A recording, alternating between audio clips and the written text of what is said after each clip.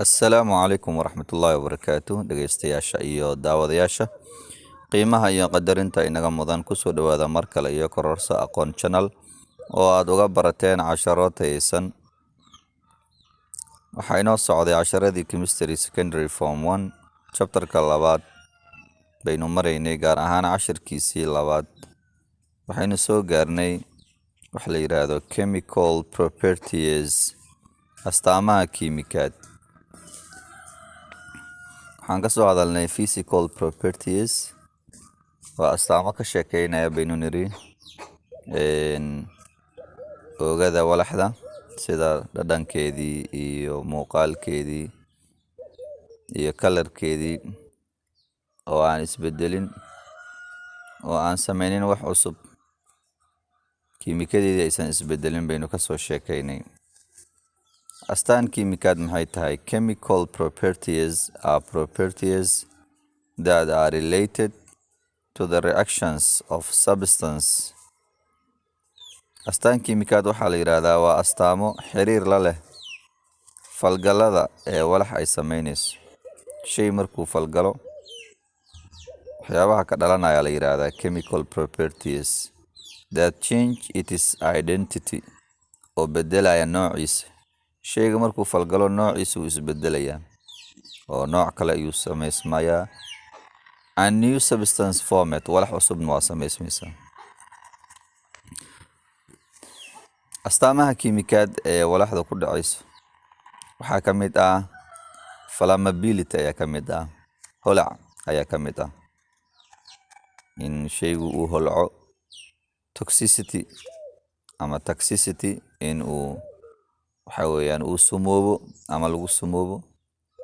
acidity in walaxdu ay noqoto walax acid ah iyo reactivity in uu noqdo walax falgalayda oo dib loo celin karo afartaas astaamood ayaa la yiraahdaa chemical properties ayaa ka mid ah astaamaha kiimikaad waxaa la arkaa oo keliya markii isbedel kiimikaad uu dhaco haddaba haddaynu qeexno chemical change isbedel kiimikaad waxaan ku qeexi karnaa is the change in which the identity and composition of the substance change and produces new substance waa isbedel ku dhacaya nooca walaxda ay tahay iyo isku dhiska walaxda isbedel ku dhacaya weeye oo ayna soo saarayaan walax cusub isbedel kiimikaad maqasho waxa weeyaan maadada nooceedii baa isbedel ku dhacaya sideedii ahaan meydid qaab dhismeedkeedii isbedel ku dhacayo sidii iskugu dheganaan meydo walax cusubna way soo saaraysaa marka examples maxaa ka mid ah marka oo isbedel kiimikaad waxaa ka mid ah burning wood alwaaxa markii la gubo ama qoryaha markii la gubo maxaa ku dhacayo identity-ga isbedelaya noocoodana waa isbedelayaan alwaax noqon mayaan composition isku dhiskooda isbedelayo oo dab holcaya soo baxayo iyo dambas ay noqonayaan new substance waa kaas soren milk caanaha markii ay noqdaan caano dhanaan ay noqdaan oo ay ka baxaan dhaydii ay ka baxaan waxaa la yiraahdaa soren milk caanaha dhanaanka looma celin karo waa walax cusub waaye looma celin karo caanihii asalka ahay digesting food cunadii la dheefshiiday oo caloosha gashay dheecaanada lagu daray budada laga dhigay ee uusta noqotay looma soo celin karo waa chemical change cooking an egg ukun markii la kariyo ukuntii looma celin karo waa chemical change waa identity and composition baa isbedelay nooceedii iyo qaab dhismeedkeedii baa isbedelay walax cusub way soo saaraysaa heating sugar to form caramel haddii sonkorta la kululeeyo si loo sameeyo macmacaan sida xalwo marka la sameynayo oo kale sonkorta waa la kululeeyaa biyay noqonaysaa wax isku dhegay noqonaysaa qumbaa laga sameeyaa gashaatiya laga sameynaa nooca rabta ka sameysanaysaa waa chemical change sonkortii looma celin karo baking a cake doolshada marka la sameynayo oo kale la dubayo rusting of iron birta markii ay daxalaysato asalkeedii laguma celin karo waa isbedel baa ku dhacay marka walaxda identitygeedii compositionkeeda waxaan halkan ka galaynaa the particle theory of matter aragtida matterka aragtida walxaha ee matterku wuxuu leeyahay particles qaybo yaryar ee uu ka samaysan yahay ayuu leeyahay shay kastoo matter ah adke ha noqdo ama dareere ha noqdo ama gas ha noqdo wuxuu leeyahay particles walxo uu ka kooban yahay isku dhegan yahay qaab isu haystaan ayaa jiro tusaale mathalan wuxuu yidhi when we dissolve sugar in water the particles of sugar get into the spaces between particles of water haddii sonkor aynu ku qasno biyo aynu ku milno tusaale garaafo soo qaado biyo ku shub sonkor ku mil walxii sonkorta ahaay marka waxay degayaan ama ay fariisanayaan dululaatiga maran biyaha u dhexeeya marka biyaha waa biyo ayuu agtaada ka yahay adigu hadda laakiin meelo maran ayaa jiro oo biyaha uu leeyahay spaces ayuu leeyahay marka sonkorta marka lagu qaso koobka shaaha qaado sonkor marka lagu qaso ay ku milmayso aad u jeedo yani biyaha ayaa wuxuu leeyahay spaces dululaati ayuu leeyahay meelo maran oo wax geli karaan halkaasaad ka fahmaysaa marka waa wax baa ku dhex soconaya marka dhexdiisii wax baa gelaya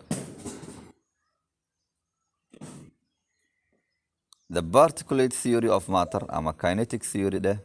aragtida socodka ee matterka waxay leedahay that all matter consists of many very small particles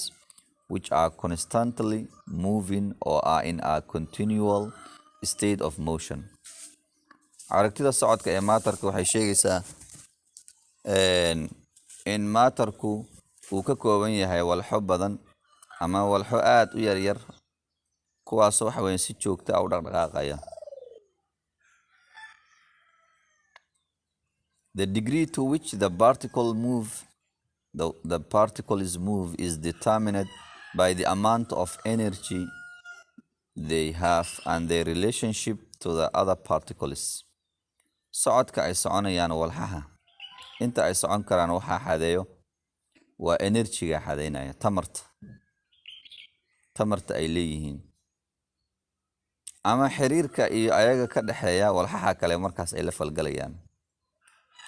waxaa la sheegaya waxay noqon karaan atamyo molekiyulo ayono tusaale haddaynu soo qaadano mathalan adkaha oo kale qaabku isu haysto iyo dareeraha iyo gaasiska aan ka hadlayna in solids adkaha the particles waxyaabaha yararka ee adkaha uu ka samaysan yahay uu ka dhisan yahay qaabka isu haystaa are held tightly waa kuwa aad u dhuuqsan dhagaxa waad aragtay alwaaxda waad aragtay way is haysataa and packed closely together waana isku dhegan yihiin they are strongly attracted to each other aad bay isu soo jiitaan dareeraha markaan ka hadlaynana are fairly close together with some attraction between them ayaguna way isu dhow yihiin aad bay isugu dhow yihiin waana is soo jiitaan the force of attraction work compared to solids xooga ay isku soo jiidanayaan waa ka adkaha oo kale weyn gaasaska markaan ka hadlayno have little force attraction between them xoog is soo jiidasho oo aad u yar ayaa ka dhexaysa gaasasku waa iska socdaan ayagu waa free way directions all directionska ay iskaga soconayaan waana isku dhacayaan ayaga iyo derbiyadooda ama meesha ay ku jiraan haddaba waxaan halkan kusoo koobaynaa 4 qodob oo la yiraahdo the particle theory of matter aragtida matterka ee walaxda qaybaha yaryarka ee matterka uu ka kooban yahay aragtida laga aaminsan yahay waa 4 all matter consists of tiny particulates called atoms that are too small to be seen by naked eyes but have mass walax kasta waxay ka kooban tahay qaybo aad u yaryar oo la yiraahdo atomku waa qurubka ugu yar ee matterka shayga marka la jajabiyo waxa ugu yar yani ishaadu qaban karin ee uu ka kooban yahay ayaa atom la yiraahdaa. marka walax kasta waxay ka kooban tahay waxyaabo yar yar ay ka dhisan tahay oo la yiraahdo atoms. atomiskuna waa wax aad u yar yar oo aan naked eyes ishaada lagu arki karin laakiin culays leh. labo waa aragtida matter-kan ka hadlaynaa ee walxaha. Particles are always moving. When they are heated, they move faster. When they are cool, they move slower. walxuhu waxay ku jiraan socod bay ku jiraan. waxaa dareemaysaa markii la kululeeyo aad bay u dhaqdhaqaaqaan, markii la qaboojiyana way soo aruuraan tartiib ayay waxa weeyaan u soconayaan markaasna. saddex, all particles of the same element are identical but are different from particles of other elements. walxaha yar ee uu ka kooban yahay curiyaal isleh ama curiyuhu hadduu hal nooc uu yahay sida hydrogen oo kale curiyaha hydrogen la yiraahdo walxaha uu ka kooban yahay particleskiis waa identical, waa kuwa isku nooca. laakiin curiyo kasto particleskiis isku nooc ma aha. curiyo walba particleskiis waa gaar. hydrogen particleskeedu waa gaar, helium waa gaar, sodium waa gaar,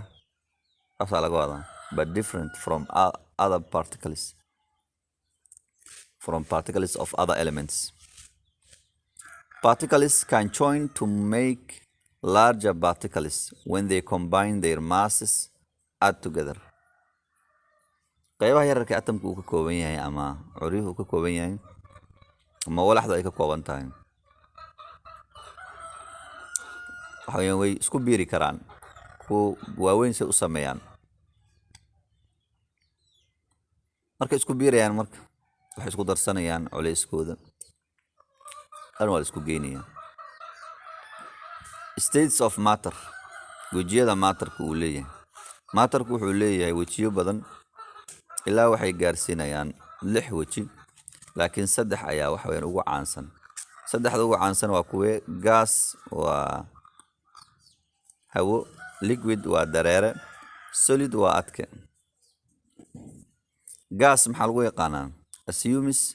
the shape and the volume of its container. wuxuu qaadanayaa qaabka iyo mugga weelka asaga lagu rido. haddii hawo ay ku jirto bac ama ay ku jirto weel sida caag oo kale, qaabka weelkaas iyo mugga uu qaadi karo ay qaadaysaa. dareerahana assumes the shape of its container. asaguna waxa weeyaan wuxuu yeelanayaa qaabka weelkaas ayuu yeelanayaa, qaab go'an male asaguna dareeraha. solid retains a fixed volume and shape. adkuhu laakiin wuxuu leeyahay mug go'an iyo qaab go'an ayuu leeyahay.